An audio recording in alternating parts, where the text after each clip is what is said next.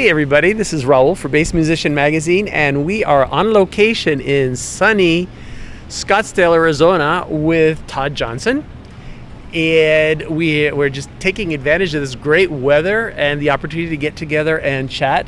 A quiet moment because you've seen us. We brought some footage from some of the NAMM shows, and we were just talking about it before we got on camera that there it's usually the pandemonium of noise and everything. We never really have a chance to talk, other than say, how you doing, and I'll see you later, and we're on the run.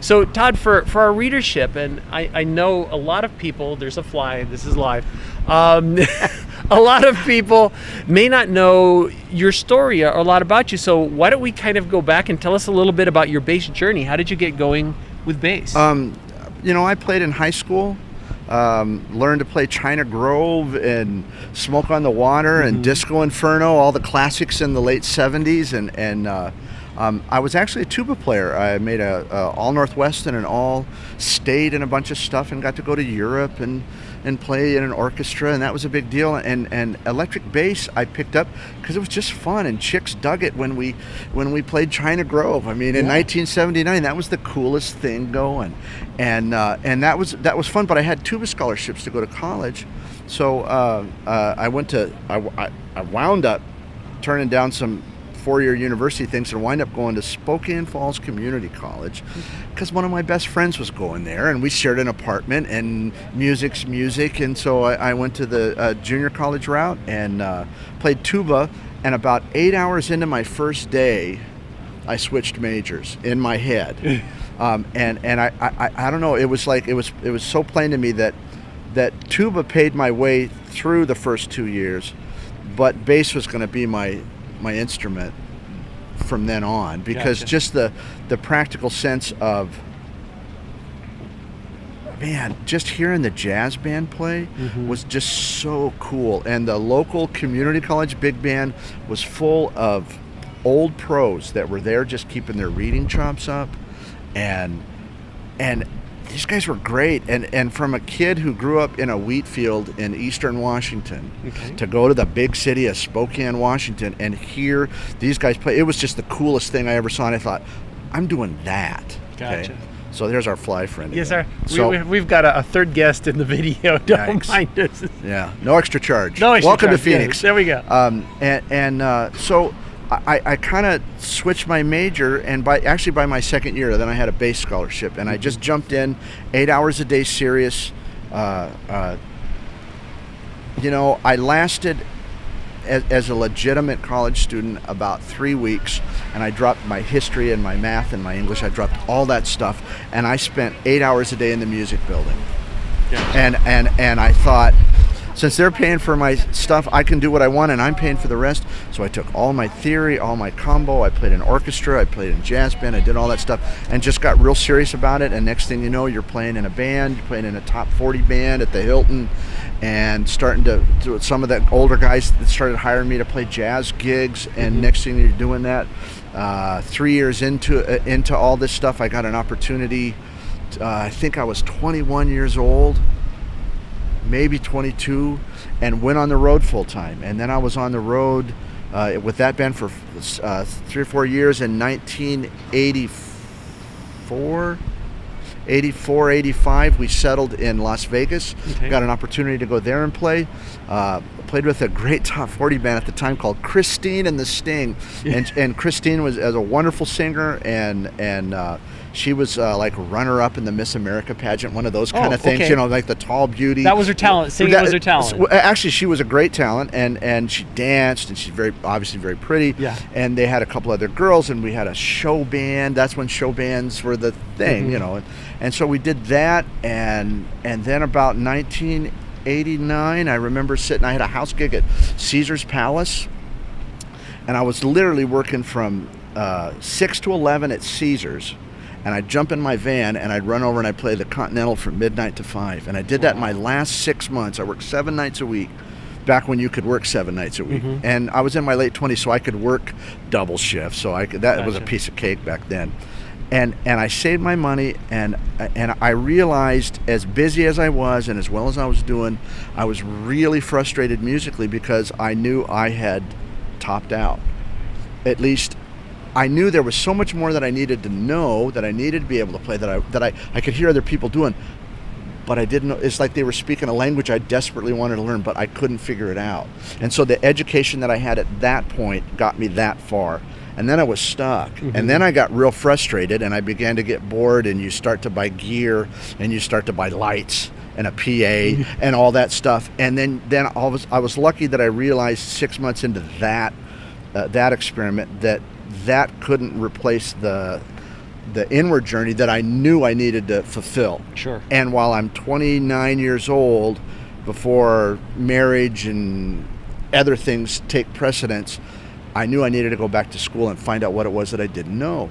And it sounds corny, and I'm surprised they never used this as a advertising thing, but for BIT. But I literally opened one of the first bass player magazines. Okay. And they had an ad in there, and I saw Steve Bailey and Gary Willis and Bob. They had done an article on Bob Magnuson, and I went, those guys know how to do what I want to do. I knew that they had the answers. And it was just literally like the clouds parting and the Ray and the angels singing and everything. Yeah. And I knew that's where I was going to go to school. And so it was like, well, let's check into it. Next thing I know, I'd sold everything that I had, and I put all my money in the bank at that point, because I wasn't doing anything else, and I'm not a gambler. And I got a $6,000 grant. Somehow. Nice. I don't know how that worked. And I think I borrowed $3,000 or something like that, a student loan. And I packed up the Chevy sports van and my fishing poles and my bass gear. My entire life fit in that Chevy sports van. I moved to LA and went to school. I was really fortunate when I auditioned. They put me with Gary Willis. I studied with Gary Willis, who rapidly showed me what it was that I didn't know. And more importantly, how to learn it. And then I was a huge fan of Ron Eshtay, the great 7-string guitarist, when I went there. And when Ron, the first day, I found out when he got there. And I shadowed him when he walked in the building. And back in the day, I walked around with a Sony Walkman and my backpack, and I always had a box of like blank cassette tapes. and I followed him around, and I took all his chord melody class, and I went to all his open counseling classes, and I went in there and I thought, here's the guy who sounds like Joe Pass, who's played with Ella and Sarah Vaughan and Gene Harris and Ray Brown and Milt Jackson and everybody. He's the real deal. He's the real deal, and I'm 1 degree away from him. And so I would go into his open counseling, and they'd open up real books, and we'd play, and I'm thinking, I'm seeing D minor, G7 to C major, and he ain't playing what's in that book. He's playing stuff in addition to that, and man, it was just. And he'd say, "Well, you're Mr. Student. Once you use yours, I'll play it again for you. What is it you hear?" So he'd make me work for it, or he'd go, "All right, come here, give me your pencil," and he'd write in my real book, and I'd do all this stuff, and I just followed him around, and I want to say to everybody out there who's studying, who's chasing their dreams and everything, half of life is showing up and being proactive and just being really interested in working hard.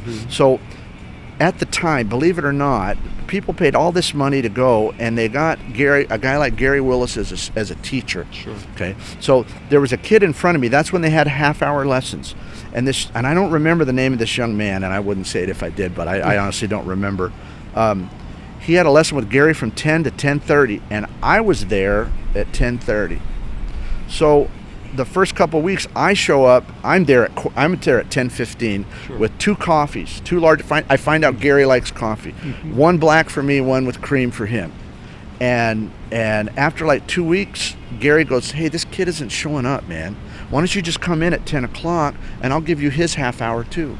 Because I'm showing up and I'm bug nuts serious, So we would go in there and play. So I wound up getting an hour lesson because this kid was enrolled, but he just didn't show up. I don't know if he was intimidated or if he was out partying and didn't want to get up early enough to make a 10 o'clock. You just don't know. Sure. And I didn't care because he wasn't showing up, and I got an hour lesson every week instead of a half-hour lesson. Nice. And then I remember on Wednesdays, Gary would show up at 10 o'clock, open counseling. Here's a room with 8 chairs and 5 PV bass amps, and you could go in there and play with him or ask him about the Lakers or anything. It was wide open. And I would be there at 10 minutes till with 2 coffees, one black for me, one with cream for Gary. And he'd come in and we'd sit down and we would play till noon before anybody else would show up. Wow. And because we had a required class at 2, and the other guys would start showing up around noon. And they'd come in and they'd hang, and I'd go, well, geez, guys, I don't want to monopolize Gary. Absolutely. And they didn't, but they didn't want to ask, they wouldn't ask questions. So Gary and I just sat there and played. And he did the same thing Ron did. He'd go, well, we're playing Windows, a Chick Corea tune or something. And he'd go, oh, see, this is the way Chick plays it, and these are the changes, and this stuff in the real book's wrong, and all that kind of stuff. So I got that kind of education, and part of it was just showing up and being interested and following people around.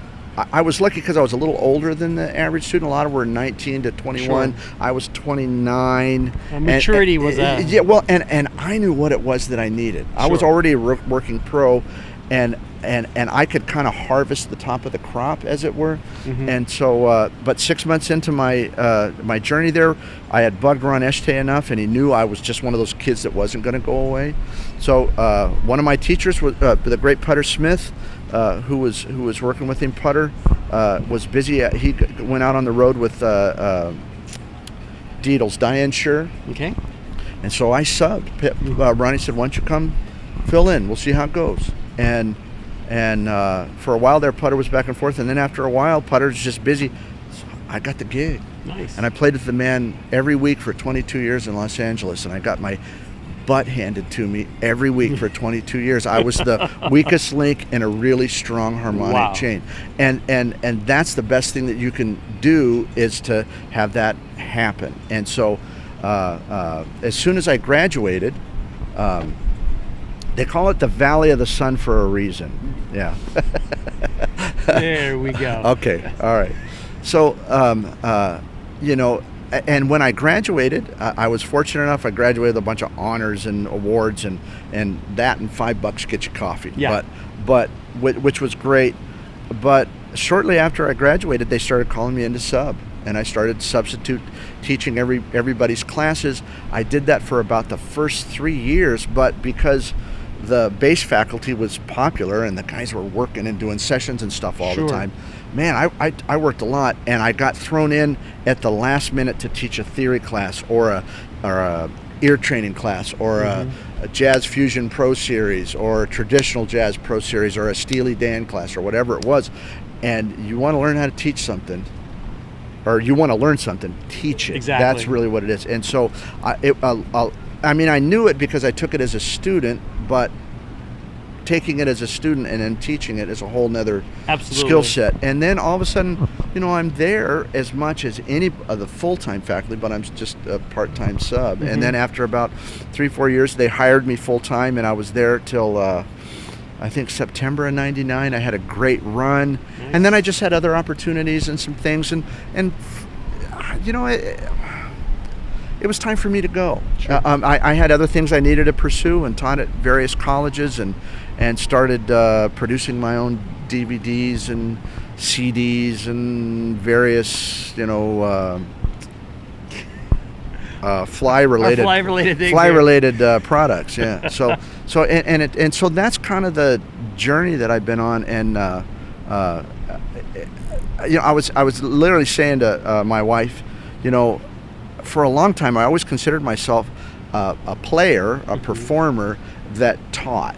It was like the teaching would supplement my performance thing, which was great because I was playing on a lot of records and doing a lot of really cool stuff, and that was great. But now at 55, I'm finding that there's been like a little bit of a shift. So now I still play all the time. I'm working 3-4 nights a week, which is great, but now I see myself as an educator and that plays all the time. Gotcha. Rather than a performer that teaches all the time, I'm a teacher that plays all the time. Well, and a big part of it is you've done all this work to gain an understanding of your craft, and that's where so many times they'll say, yeah, you could see one and you might kind of understand how things go, but it's not until you've had to explain it to somebody that you've dissected it kind of mentally and going, okay, how can I make this understandable? How can I break this down in a fashion that makes sense? Yeah. And that makes you digest it on your own to a point of where you've got it just nailed down. What I found happens, there's a joke that I tell in every one of my videos, and that's how do you eat an elephant? Same way you eat a chicken, one bite at a time. The problem is most of us go up to an elephant. I mean, we try to learn jazz or thumb slapping, or I'm going to be a great sight reader, and what we do is the equivalent of walking up to an elephant, putting your mouth on the knee and trying to eat the whole thing. And then we get discouraged and we choke on the amount of information.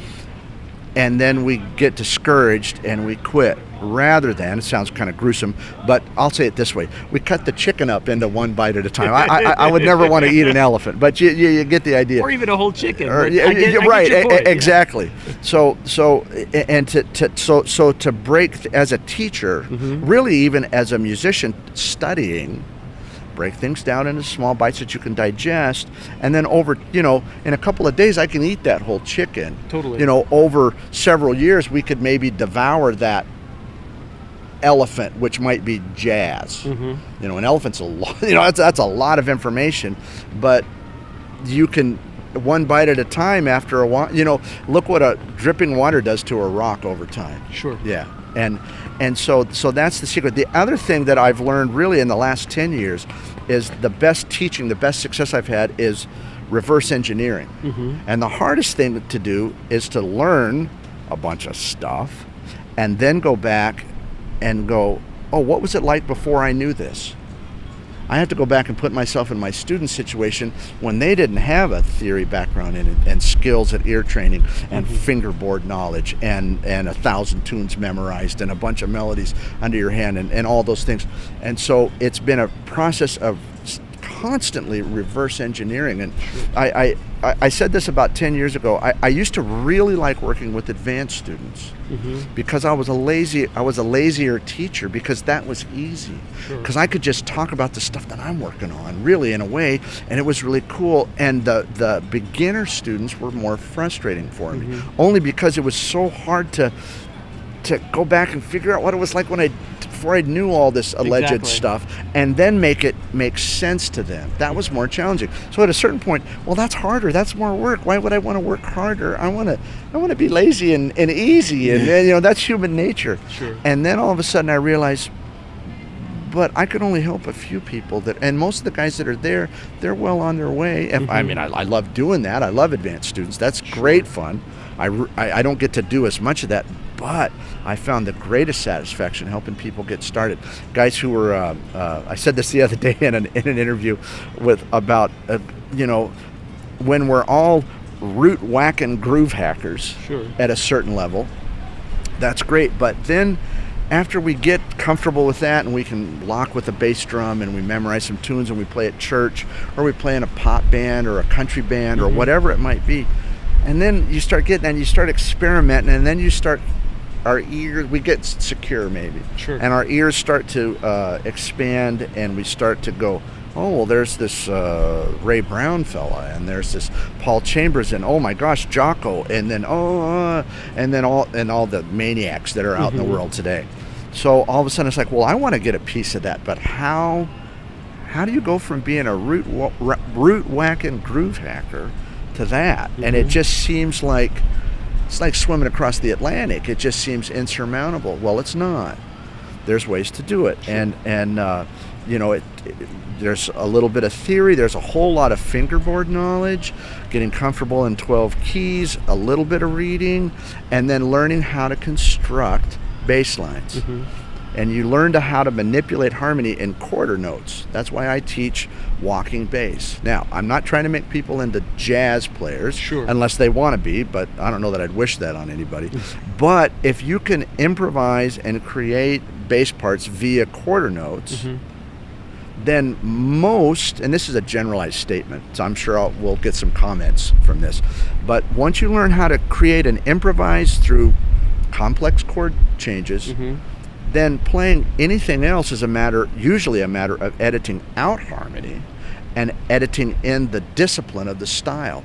So for example, if I know how to play walking bass lines over a bunch of Duke Ellington tunes, and I can do that and do that with some variety and some excellence, then playing some funk tunes or some pop tunes or some Michael Jackson things, all of a sudden that's not lesser music, but there's much more repetition. Sure. And I can take all that jazz stuff out and add some repeating figures and lock it with the bass drum, but I know where that's coming from. Mm-hmm. And then I can use what I learned from a Louis Johnson bass line on a Michael Jackson tune on another tune. Or if somebody says, hey, I kind of got this, what can you play? What can you create? Mm-hmm. And so what you become, it's the difference between being a creator and a copier. Gotcha. And most of us, because most bass parts, in general, I'm generalizing again, are simple, we become really good copiers. When I went to school, I was a great copyist. Mm-hmm. I used to, I told Nathan East to his face, I said, man, I feel like I owe you money because I just stole you note for note off 100 tunes that Sure. he played on.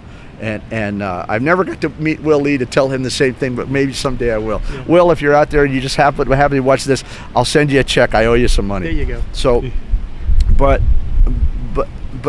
getting all this stuff together, it's about learning to create, and that's what the jazz vehicle does for us. Now, the next step, if you learn how to create in quarter notes, would be to create in eighth notes, and that moves us into playing melody and learning to improvise melodically. Mm-hmm. Okay, and so that's the natural progression that I've helped a whole pile of people accomplish. Nice. And then where they take that and take those influences in their pop bands, their funk bands, their rock bands, their church bands and everything, then they can go make the world a better place. And that's going to be my new mission statement, where my website's going to get a overhaul here in the late summer, early fall, and that's going to be my slogan. So I'm going to copyright it right here in this interview: making the world a better place, There we go. one bass player at a time.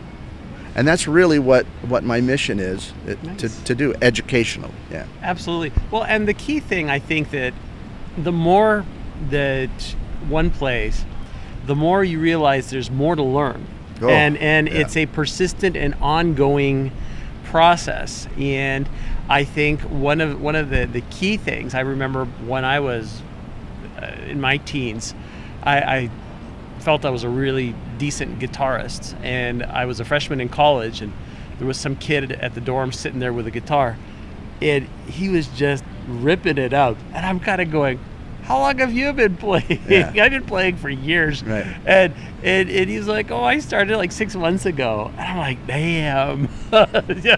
So it was intimidating, but by the same token, if you're around people that are better than you or have those little gems, you just benefit all the more from that. They'll bring you up. I've been really fortunate. I've been the worst player in a lot of great bands, and that's the thing. The great players will build you up Mm-hmm. and bring you up. So and I, a lot of times, so much of this music is often presented as it's caught and it's not taught, and you're either born with it or you're not. And I'm sorry, but that's crap. Now, there are some people that are born with some amazing things. I see, what's this young man's name? Joey Alexander, and he's like, 14, and he plays the piano, and now, if God wants to make a savant and a special thing, absolutely cool. The rest of us have to work harder for it, but we're the 99%. Those are the 1%, and God bless them. Yeah. But the rest of us can do this, and I've taken so many guys and give them a little confidence, teach them the fingerboard, teach them how to play walking bass, teach them how to play some melodies, start learning how to take a little theory and apply it melodically, Mm-hmm. which is all the same things that we did but in quarter notes. All of a sudden, in a couple, 2-3 years, guys are out doing jobs and they're traveling the world. And frankly, I got some guys that I had early on, like Brian Allen in Nashville, who's like killing everybody in Nashville, playing with Robin Ford and Christopher Cross, mm-hmm. and doing all this stuff. And it's just a whole pile of other folks. David Hughes in Los Angeles was my student for a year, and just he scares me to death these days. I mean, he's playing with everybody, and so you see these guys, and I got to see Brian a while back, and he said, yeah, but you got us on the right path, and you showed us the right stuff, and that's the stuff that I use all day, every day. So when you get those emails or you get to visit with those kind of people, I mean, that's one of the most rewarding things on the planet for me. And don't get me wrong, I love it when an audience goes nuts and they go, hey, you're pretty good, and we love the music and all that kind of stuff. That's there's a great satisfaction in that. But to serve and help someone else, I think that's about as good as it gets. Absolutely. So teaching has been a blessing. I didn't plan on teaching. I just kind of did, and now I pursue it real seriously. I do a lot of research and learn how to learn, and so hey, speaking of which, it's a couple of things, and I'll give you some links. Okay. There's a couple of books that I recommend everybody get, and I'm assuming we can put them in the in the comments, the links all below, and all that stuff. There's a great book to get called The Practicing Mind by Thomas Sterner. And The Practicing Mind is just really about being in the moment where the learning takes place, and not before the baggage we carry, like my mom doesn't think I should do this, or I had a piano teacher that said I'm not talented, or my girlfriend doesn't like jazz or something, we leave that stuff and we focus in the present where the learning takes place. Or the thing that most of us do, well, I've been at this 2 weeks and I'm just not any good yet, and we're out in the future rather than in the present where the learning takes place. And this book is just a gift. It's not very thick. It's got a big font, no pictures. Sorry, bass players, but it's all about. It's been so beneficial to so many of my students. It's now required reading for guys to study with me privately. Gotcha. And the coolest part is the guys go, man, this thing has helped me musically. Mm-hmm. But I also found it really helped me with my attitude at my job. It's helped me with my kids. It's helped me even in confrontations with my spouse or my boss or something like that. Mm-hmm. And it's just being in the moment and not bringing baggage or focusing on the stuff that might happen if my boss shows up or something. Sure. And so that's a great one. Another one is called The Practice of Practice. And I'm having a senior moment here, and I'm forgetting the author. The author. I'm sure we'll find it, and it'll be in the title. And all this stuff is at Amazon and all the usual spots. But it breaks down all the components that go into practicing. Mm-hmm. And listening is part of practice. Mm-hmm. Transcribing is part of practice. Practicing sight reading is part of practice. There's so many components that go into making a practice. Most of us, I think a lot of us, or at least in my generation, we think of practicing and we're at a piano, or we're in a room with a wire music stand, and there's like an ominous teacher with a ruler or a baton, and we have some kind of a Mel Bay method book in front of us, and it's this thing, it's this rigid practice thing in a stinky practice room, with an old person that smells of coffee or something. It's one of those kind of deals. And while that can be part of many of our experiences, that's not all the things that go into practice. Mm-hmm. And this book breaks all that down. And I've seen that really help a lot of people. For instance, one of the things he talks about, and I did this just because I was poor. As an adult, mm-hmm. I used to get up and I'd practice. I had a whole chord scale thing that I did 2.5 hours of work from 10 to 12:30, and I did this thing and all this stuff in 12 keys, and I would stop, and at the end of 2.5 hours, I was just, man. But so I'd have my lunch and I'd pass out for a half an hour, and then I'd get up after that, after my nap, and then I'd work on tunes that I was going to be playing that week or that night or that weekend or whatever. If I had a gig that night, I'd knock off by 2 or 3, grab a nap and go to grab another nap or whatever, sure. and then go do my thing and be as fresh as possible. Found out in this book there's all kinds of really cool research that says one of the best things you can do to retain what it is you're studying on is practice early in the day when the hard drive's relatively clear. Mm-hmm. Put it in at the bottom of the pile. Do the data memory related study early in the day. Okay.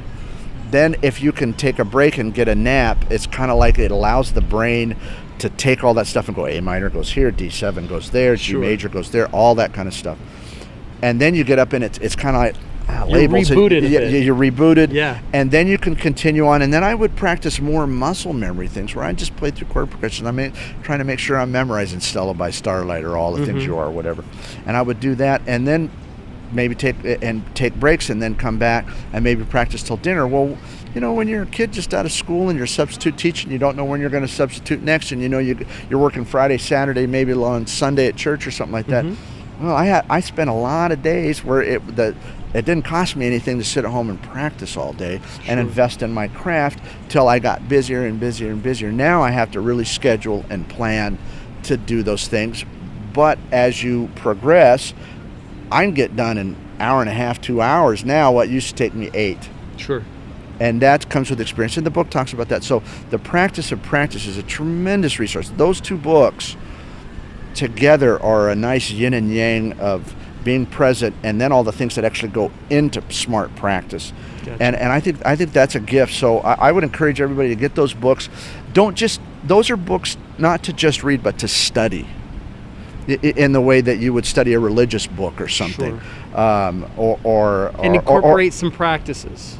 Into your routine. Exactly. And so that's a great thing. And I have a whole bunch of videos on my website and methods that I strongly suggest. I have one called The Cycle, where you learn major, minor, and dominant scales, and you learn them ascending and descending, and the arpeggios, ascending and descending, and you learn them all with the roots on one string, all the roots like C, F, B flat, E flat, A flat, all through the cycle of fourths, and you learn all that stuff on the A string and descending on the G, and then ascending on the E and descending on the D. You learn all that stuff, and there's 3 systems that you organize that harmony through. There's 3 sets of fingerings. You learn one and you pulverize it for 6 months, and you do that for a half an hour every day. I got a video that walks you through from start to finish. And then another one where you play all those things from the 4th finger, and then you learn all those things from stretch fingering.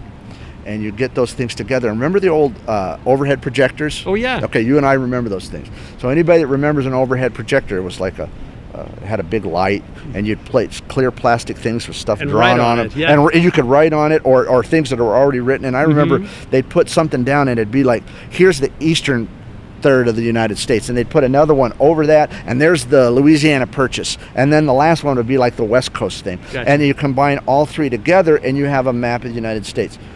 This cycle program that I have with regular cycle, 4th finger cycle, and stretch cycle, it's the equivalent of what I just described. Gotcha. And all of a sudden, wherever you look, wherever you're at, you're in one of those 3 hand positions. And what I do is the reason I teach major, minor, and dominant, I call that the Trinity of harmony.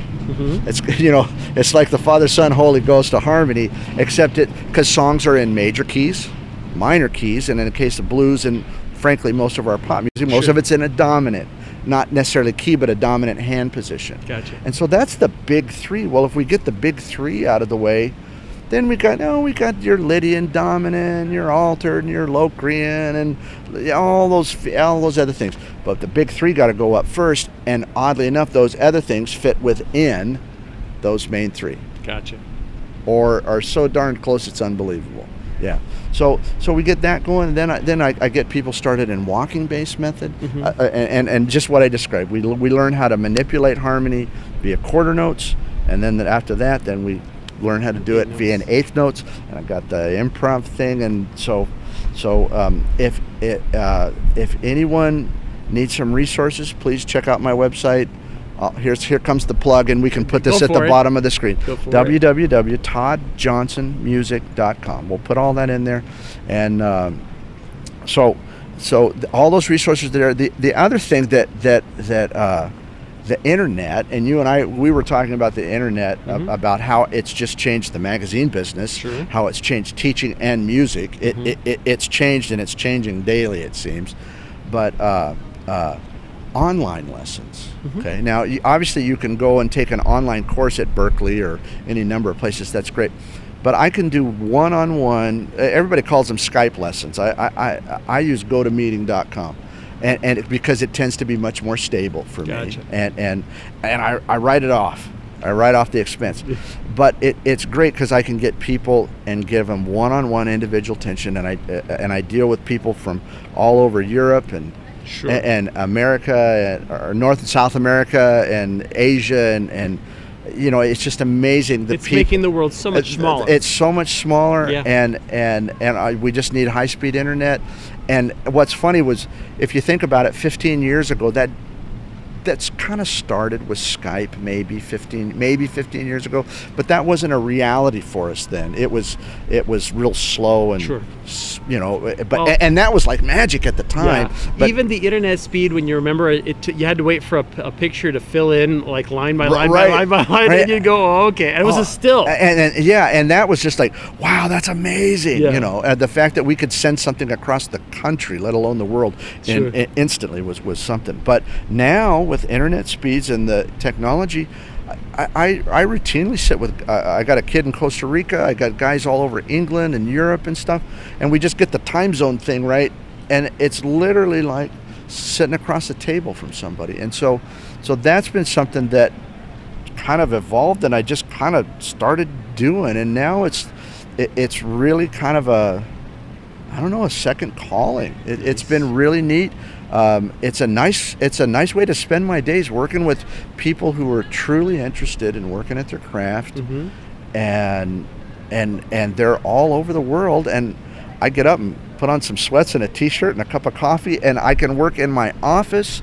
My cat tends to walk across the computer keyboard a lot, but we're learning how to deal with him. But I mean, wow, it's beautiful. And so after that, we moved to here to Phoenix. There's a segue, sorry. So now in Phoenix, when I left Los Angeles, we had talked about that a little bit beforehand about, the bad part about leaving Los Angeles is all the amazing, world-class, famous people I got to play with. Sure. Okay. And to say that I miss friends, of course, and my weekly sessions with Ron Estate, it's killing me, but we can talk on the phone and do all that stuff, and we seem to get together and play about once a year, it seems like. But here in Phoenix, man, there's great players everywhere. And so we moved to Phoenix in 2011, and because of the internet, Jimmy Haslett called me up. He goes, man, you moved to Phoenix? And he goes, man, that's brilliant. He said, with all your education stuff, you can live anywhere now. You don't have to live in the valley and fight traffic and smog and insanity. And so moving here, life has slowed down a little bit because it's really one giant retirement community. Most of my gigs are 6:30 to 9:30, folks. Nice. I'm home in bed by 10:30. I mean, how cool is that? And when you're in your 20s, that might not be the thing for you, but when you're 55, it looks pretty good, man. And so there's just a plethora. That's the biggest word I'll use in this interview or all year. There's just a ton of great players, and I'm getting to play jazz 3-4 nights a week most of the time, and life is good. We like it. The other added bonus, as we all age, my mom and dad are 90 and 87, been married 68 years, live in Sun City, 30 minutes from me, and my wife's parents live 30 minutes the other direction, and they're in their late 80s, and my brother and sister-in-law are here. So family's here. Family's important. At this stage, family's more important than the fancy smitchy stuff we did when we were younger. So it's been a great move, and we love this area. If anybody's coming to Phoenix, shoot me an email. Go to my website, my phone, probably my phone number, I'm sure, and my email's on there. Call me up, come by, take a lesson, come to a gig. That's what Raul did. Sent me an email, said, hey, can we hook up? And now here we are having a great chat, and hopefully, I don't know, encouraging somebody. And I seem to be talking an awful lot. I should let you ask some questions. We're here to listen to you. Okay, well, but what I will ask, because I want to guide us into a little bit, what projects do you have coming in the future? Because I know you've got a lot of educational stuff going. Yeah. You've got a remodel on your website coming up. Yeah. What could we be looking for in the near future? Well, excellent question, Raul. Man, he's good at this. This is awesome. When my first products I came out with were DVDs, because that's what we had. Sure. That's what we did. And teaching wise, it was like, well, I have to fit this into a 60 to 70 minute format.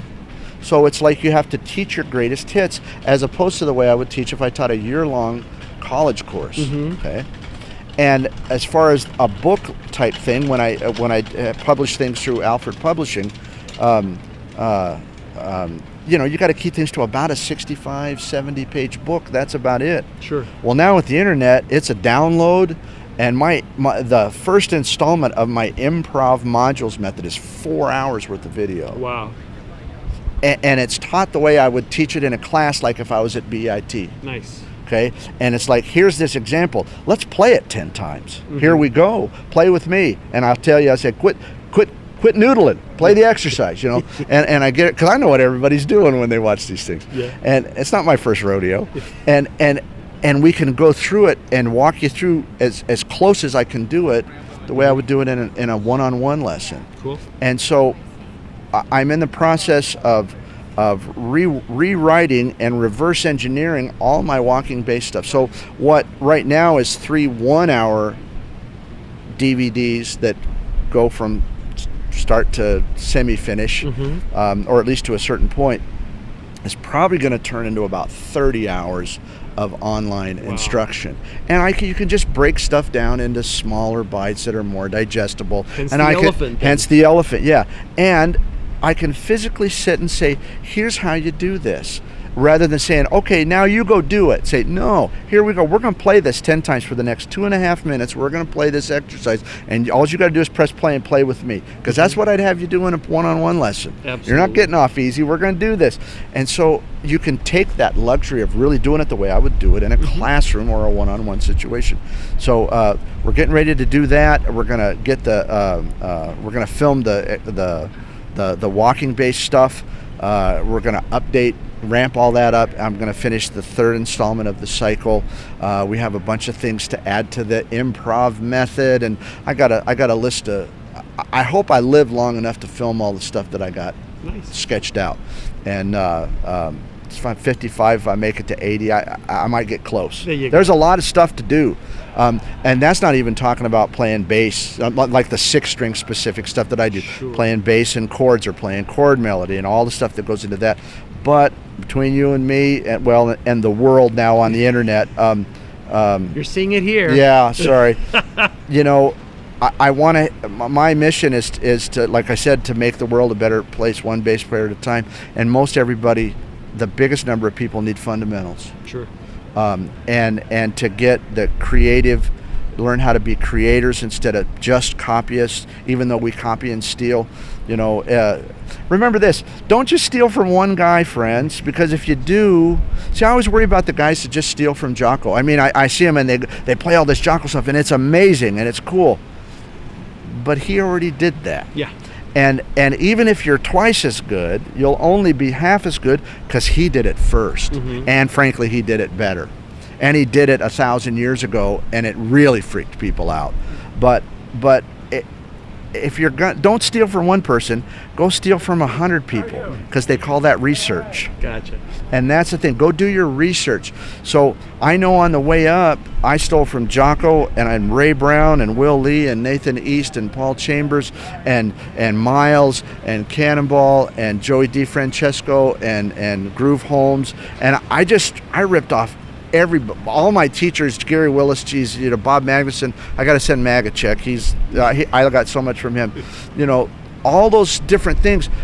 But I didn't steal just from those individuals. I got a little bit from a lot of people. And you become, over time, in 10 years, you become a gumbo. Everything kind of melds together. And then for better or for worse, I sound like me. There you go. Yeah, and some people will say it's better, and others will say it's worse. Well, okay, fair enough. But I'd rather sound like me than, he sounds like George Benson. Sure. Or he sounds like Nathan East, or he sounds like Victor Wooten. I'd rather be me. Well, you have your voice, which, let me also segue into, part of what gives you a voice is gear. And it's always a good thing that we always need to shout out and mention the people that make it possible for you to have the voice that you do have. So Yeah. tell us what you're playing. Yeah, I'm very fortunate. I have my Todd Johnson model Zahn 6-string headless, and it's a 32-inch scale headless. And most people go, well, and that B string's going to be, that's going to be floppy. Well, no, it's not, because the instrument's built right, and we put a big enough string on there. And then you'll come in tonight, and at the end of the night, you'll say, you know, that's a horrible B string, or you'll say, I think it sounds great. You were right. Sure. What it does, although a 35-inch scale B string, you can beat the tar out of it, and it sounds great no matter what. Now, 32, you have to play it with a little bit of finesse. Gotcha. Fair enough? Okay, but I practice and I develop some finesse so I can make that short scale thing sound pretty good. Gotcha. Now, what the low end loses, the high end gains. That C string is so warm and got sustain, and so there's give and take in every scale. And having been at this a long time and having some tired small hands and tired tendons, sure, and wearing wristbands and all the doodads and just survival and playing 8 hours a day for almost 40 years. Yeah. Okay. That 32-inch scale thing's going to extend my physical comfort in my playing career. Absolutely. A long time. It already has, and we've gone from a 34-inch scale 11-pound bass to a 32-inch scale 8-pound bass. Yeah. And it's a huge slice of wonderful. And the sustain on those instruments, don't get me wrong, I love a good wood neck instrument. I do.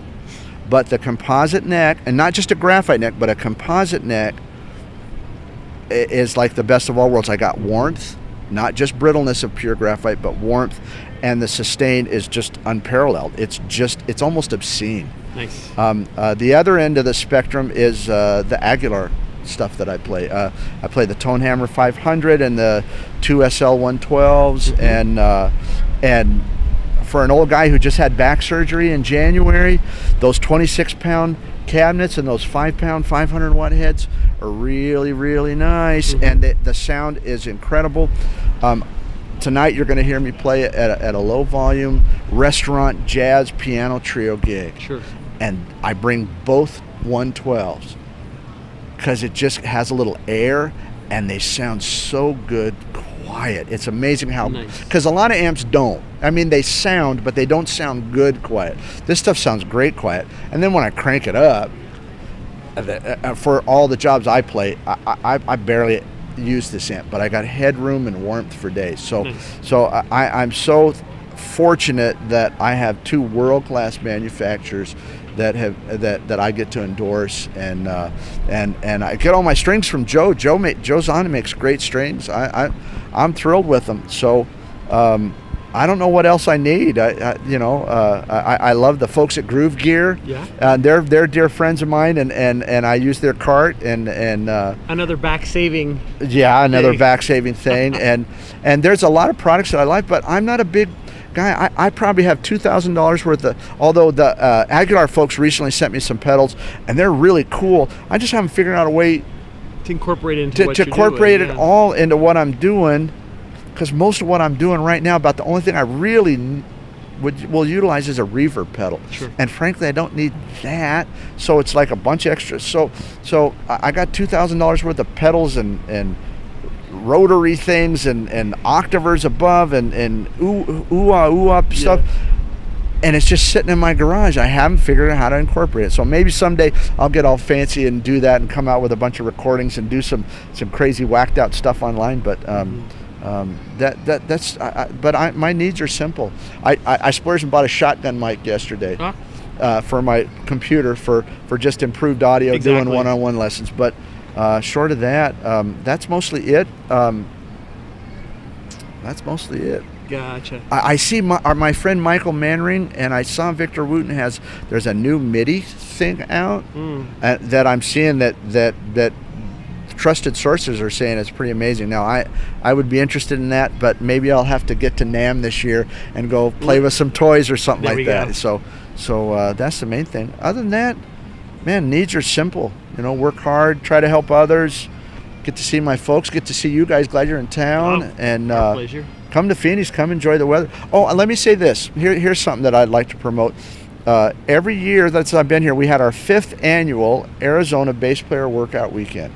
and it's a Friday, Saturday. It was in February. This year we switched to March, and we're going to be in March from now on. And I cut the registration off at 20 because I don't want to get it too big, and I want it to be nice and intimate so I can give lots of attention to everybody. And we come in and we work on playing walking bass lines and Latin styles. You know, they've got 5 basic Latin styles we go through, and I hire the greatest rhythm section here in town. And the first day's all teaching. Actually, it's all stuff that I send out months in advance, and you get to work on it. And you come and we go deeper into it in person. The next day is a review, and then the students get to play with the rhythm section. So it's like all of a sudden you get to fly first class in the pod. Nice. And it's really nice. It's a big deal. And then the other thing I do is the Yosemite Jazz Guitar and Bass Camp every June. This year I believe it's the 13th through the 20th, but that's trust in my memory. I think it's June 13th through the 20th this year, or it's probably 17th through the 23rd. I don't know. It's on the website. Sure. Yeah. Which is, so we can repeat for people, your website? www.toddjohnsonmusic.com.